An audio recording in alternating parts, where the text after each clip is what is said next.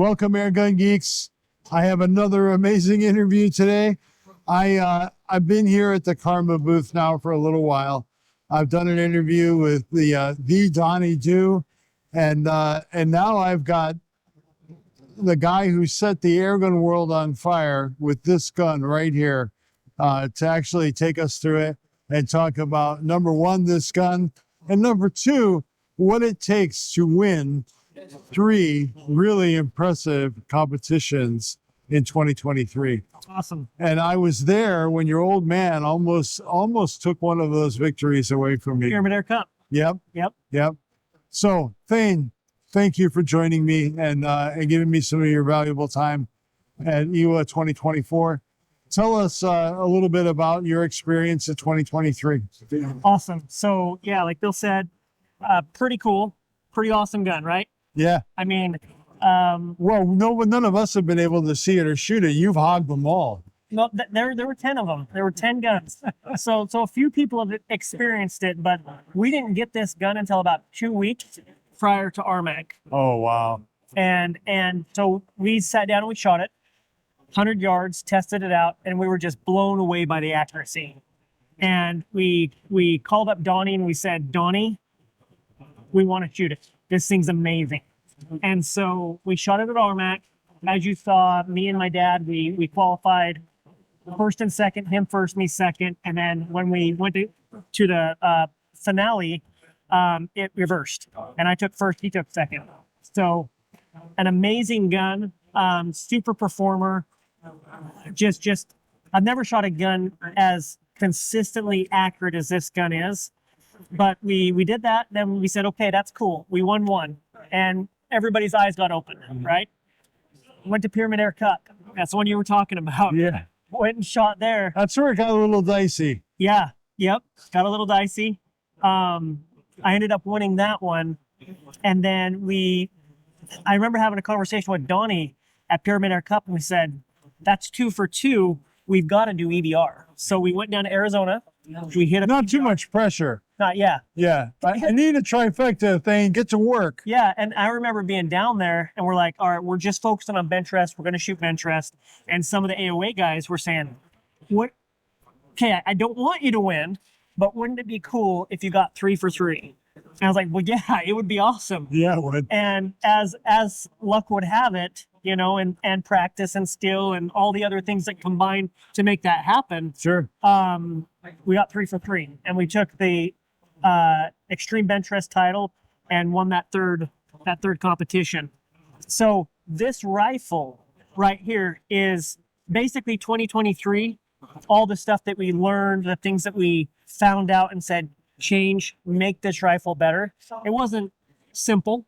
We had to do a lot of things, and this gun is all the corrective answers to what we wanted in 2023. So it's even a better gun to shoot in 2024. So let me ask you the really uncomfortable question here.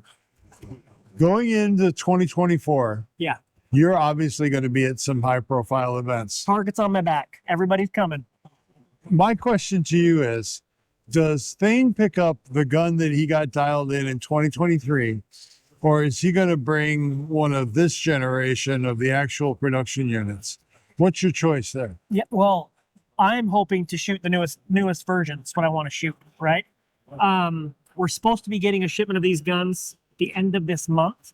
So get that first shipment and start shooting them.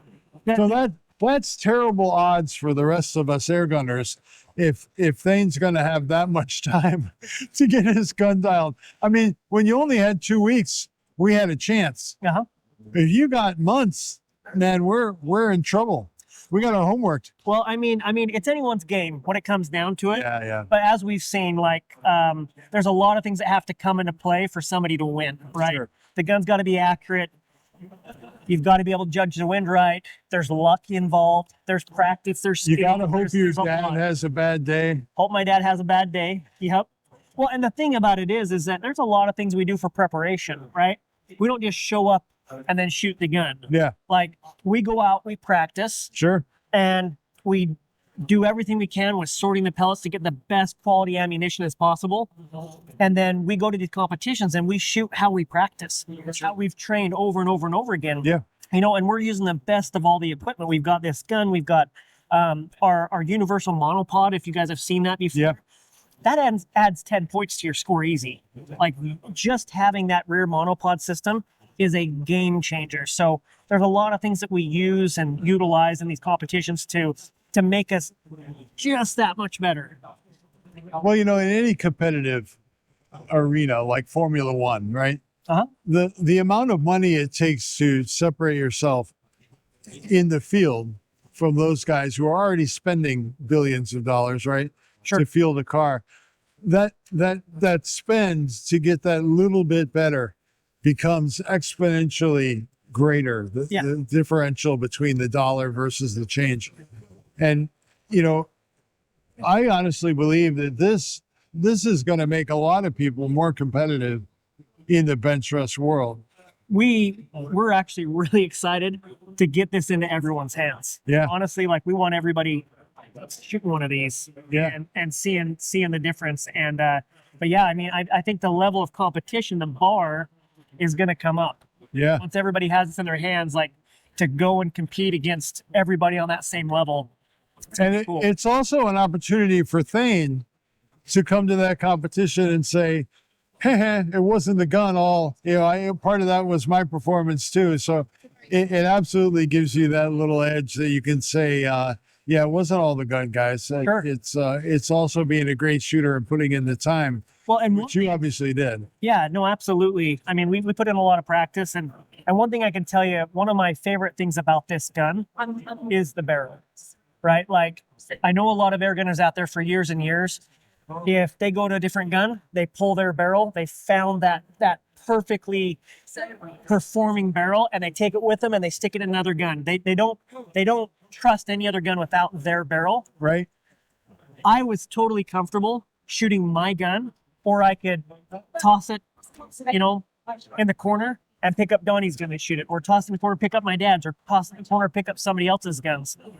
The quality and consistency of every single barrel is so on point. I felt comfortable using any one of those prototypes that they sent us to go and shoot what I did. Wow. And the reason I say that is I haven't shot the highest scores.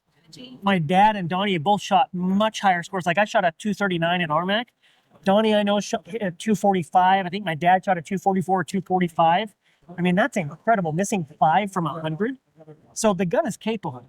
Yeah. Right. But that's really what's cool about this, is we're confident that anybody getting the gun, they're going to have an amazing experience. That's so cool. Yeah. Well, I can't wait to get myself a Red Panda. We're going to have to see how that plays out here and wait for these to go on sale. But Thayne, I want to thank you on behalf of the Airgun Geeks for taking a minute to tell us about your experience and to share this gun with us. Yeah, absolutely. Thank you. Thank you.